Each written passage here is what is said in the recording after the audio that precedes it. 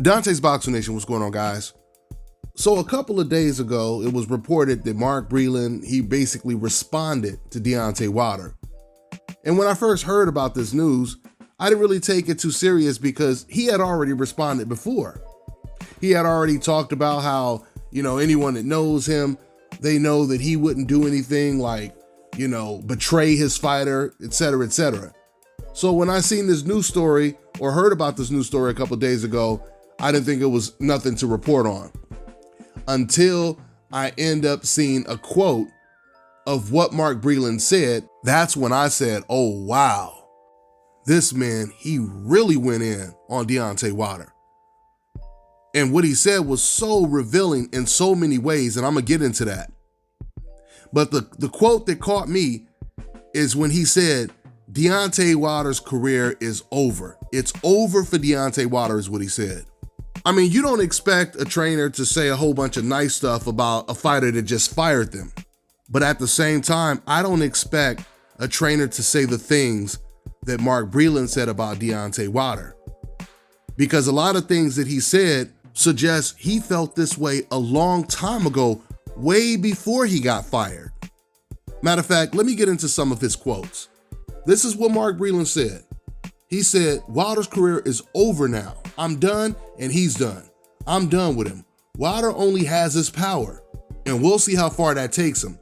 That's all I'm going to say. I wish him well and that's it. And then it was really shocking what he said when it comes to Tyson Fury cheating in the ring. This is how he responded to the allegations. He said, if he did, I don't know. I doubt it very much, but at the same time, he ain't going to beat Tyson Fury. So you guys heard what Mark Breland just said right there. He just said, it doesn't matter if Tyson Fury cheated or he didn't cheat, because Tyson Fury is a better fighter regardless.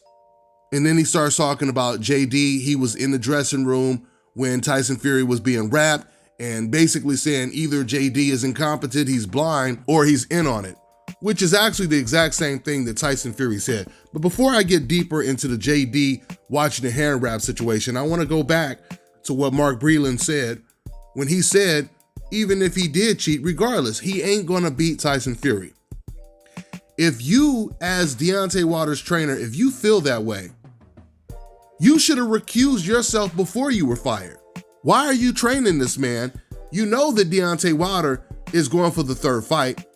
So why are you sitting over here training this man when deep down you feel he has no chance to win the third fight? And deep down, you feel that you don't have the training skills to help him win that third fight. You hear Mark Breland saying these things like Deontay Wilder, all he has is his power. Mark Breland, he had to feel this way a long time ago. I mean, can you imagine the type of private conversations that Mark Breland would have with his friends on the phone or in person? He'd probably be sitting there telling his friends, man, all this motherfucker got is his right hand. Once you get past that, he ain't got nothing. All it's gonna take is a decent boxer to beat him. And speaking of that, Mark Breland, he also said, I would have beat all of those guys that Deontay Wilder beat, with the exception of Luis King Kong Ortiz. Basically, he was saying that that was the only fighter that was a really good fighter, was Ortiz. Mark Breland, he also said, let me quote this part, check this out. Quote, to fight a guy like him, I would out-jab him. I don't think he'd be able to touch me. I'd put him to sleep. The jab can bang that chin and put you down. If I box the guys he boxed, I'd beat them. That's the bottom line. You say he had some good wins, just that Luis Ortiz fight, that was it. End quote.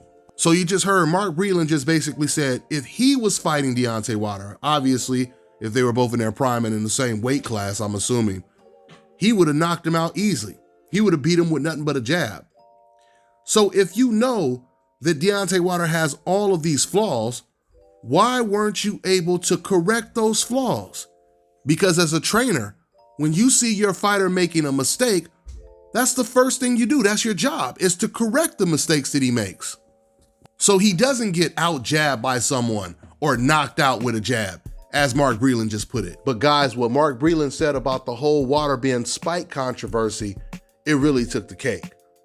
Because Mark Breland actually got caught in a lie talking about this whole water situation. This is what Mark said, quote, "So many people know me. My character speaks for itself. If you're looking at tapes or whatever and stuff like that, you don't ever see water in my hands. And regardless of that, I'm there to help you. My attitude is when you win, I win," end quote. So guys, you can clearly see the picture on the screen of Mark Breland with water in his hands giving Deontay water.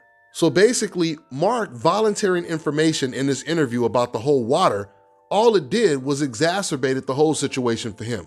See guys, I can tell you right now, when it comes to the whole water being spiked situation, I never really focused too much on that because I look at things like a district attorney, like a prosecutor. You have to have irrefutable evidence to present a case. And even though it's possible water could have been spiked, but if there's no proof of it, then there's no reason to really talk about it. That's how I personally feel.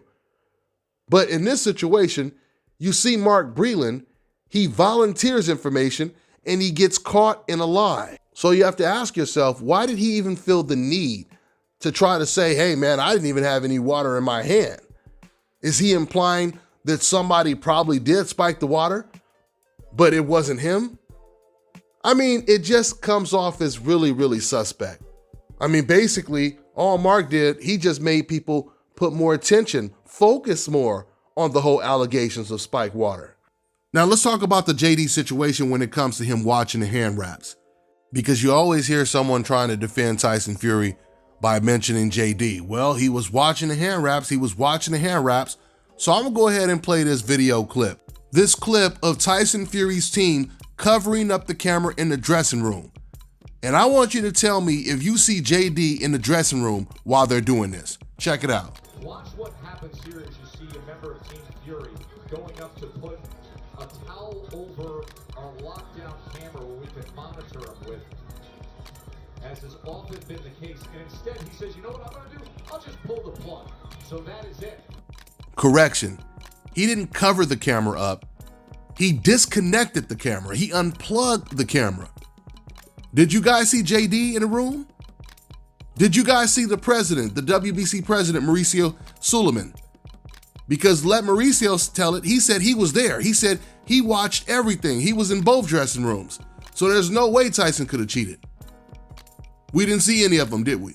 Listen, guys, it's common sense that if a thief is gonna steal something, he's not gonna do it when people are looking at him. He's gonna do it when no one is looking at him. Do you guys remember seeing those pictures of Tyson Fury's left glove so loose that he could completely slide the glove off and on? So if we have proof that Tyson Fury has had his glove so loose to where he can completely slide it off and on, that means it doesn't matter if someone is watching him put on his hand wraps, because soon as they leave the room, he could slide his glove off if his glove was even on, during that whole process. He can completely slide the whole glove off and do whatever he wants to do to that glove. So it means absolutely nothing to say JD was in there watching him get his hand wrapped. That's no different than someone saying, well, I know Tyson Fury didn't cheat because I was watching him when he walked into the arena that night. It makes no sense.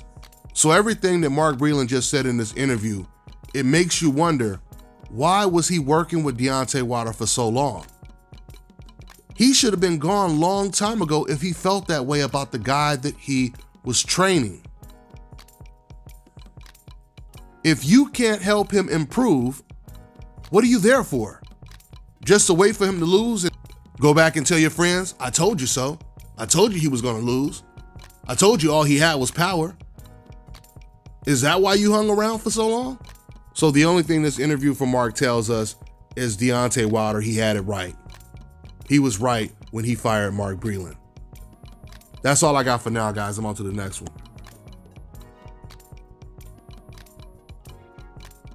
All right, now check this out, guys. If you're looking to repair eczema scars, burns and bruises, dark spots and blemishes, then this right here is the perfect product for you guys. It's called Elo Deki Face and Body Oil. Athletes and top-ranking boxers, they're also using it after training to reduce swelling, inflammation, and to ease the pain. So get yours today. Go to elodeki.com, like them on Facebook, and follow them on Instagram.